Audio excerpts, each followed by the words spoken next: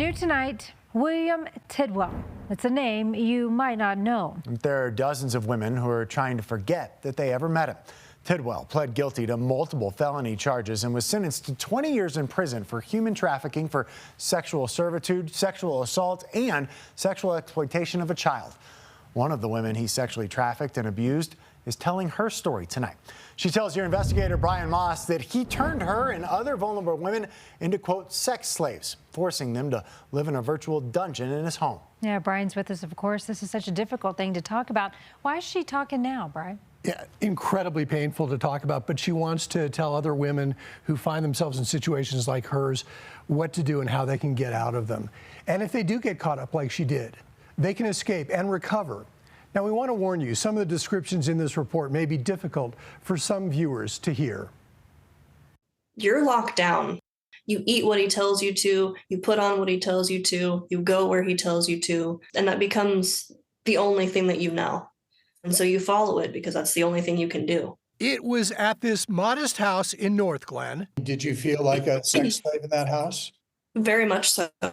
That this woman, who we are calling Emily, became someone she did not recognize. I felt like a pet, like, you know, kind of like sit, stay, do what you're told kind of thing. It was just so degrading, and I felt so worthless and powerless. And she wasn't the only one. So most of you know. Police, prosecutors, and numerous women now say the owner of the home, William Tidwell, lured as many as 20 women, many in their teens, into his home for years, forcing them to be his sex slaves. We had to call him master or sir, and he would only refer to us as his slaves. According to police and Emily, Tidwell intimidated the women through threats, psychological manipulation, and physical violence. I was beaten and bloody almost on a weekly or daily basis. He would drag me by my hair down the stairs, throw me around the garage. Most of the time I had black eyes and busted lips. This is Kick Messenger. Emily was just 17 in 2019 when she says she met Tidwell on this chat site. He was 46 at the time. Messages are hidden away in the app, so they're not easy for parents to find. She lived in what she calls a chaotic home, part of a troubled family where she spent all of her time at school or in her room. She says she was naive, isolated, and vulnerable. I'd never really been taught the dangers of the outside world or online. Over 6 months of online communications, she says Tidwell exploited that innocence, portraying himself as someone who could rescue her and provide her love, a family, and a safe life. He shared pictures indicating he was a police officer. Investigators say that was all made up. I mean, he made a career out of it. I love my job. With dozens and dozens and dozens of women and children. If he had to be good at anything, it would be manipulation. So good, he convinced her to leave her family home.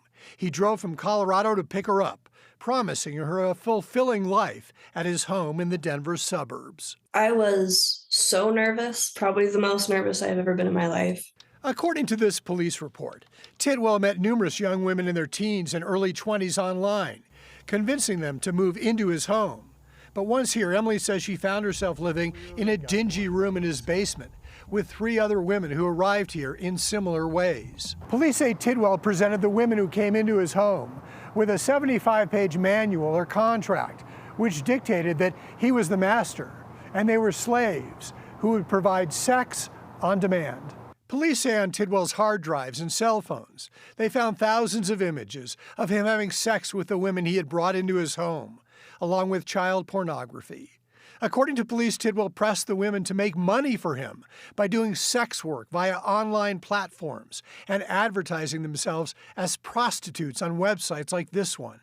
Emily, who said she'd never had sex before all this, says Tidwell acted as a pimp, taking her to meet men, then taking the money she was paid. How often were you having to do that? Anywhere from a couple times a week to a few times a day.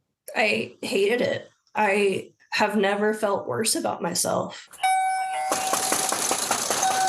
It all finally came to an end for Emily and the other women with this police raid of Tidwell's home in the summer of 2023. Tidwell had been arrested days earlier for sexually assaulting a woman near Netherland. Soon after, police executed a search warrant at his home, but were not prepared for what they found. And it was extremely shocking. It was disgusting. And it was pure evil. The lead police investigator in the case, now working undercover, was stunned to find young women spilling out of Tidwell's home. Second one, are you ready? Sharing that they had been held as slaves for years. He had this mindset that they were his, and he was allowed to sell them. He was allowed to give them to his friends. He was allowed to use them whenever he wanted. The investigator says all the girls met Tidwell online, all coming from troubled lives, and Tidwell exploited their vulnerabilities. The thing that shocked me the most out of all of it was how much he had mentally and emotionally abused these girls to get them to have no identity and believe he was who he said he was, but not who he really was. And I mean that by he was an evil human. So just two? The arrival of police signified an end to years of beatings and enslavement for Emily. This is the first time that I took a deep breath in about 4.5 years. Within 48 hours, Emily finally headed home. I was free.